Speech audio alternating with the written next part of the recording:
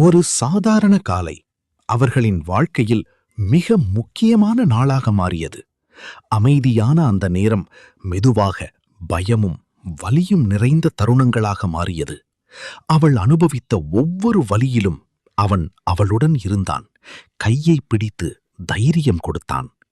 மருத்துவமனைக்கு அவசரமாக சென்ற அந்த பயணம் இருவரின் மனதிலும் நிறைய பயமும் நம்பிக்கையும் நிரப்பியது.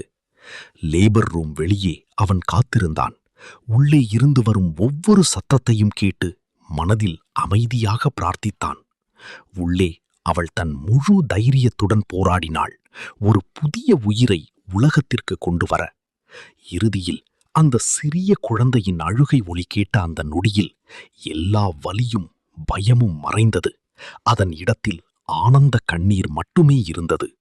அந்த நாளில் அவர்கள் கணவன் மனைவியாக இருந்ததை தாண்டி ஒரு அழகான குடும்பமாக மாறினர்.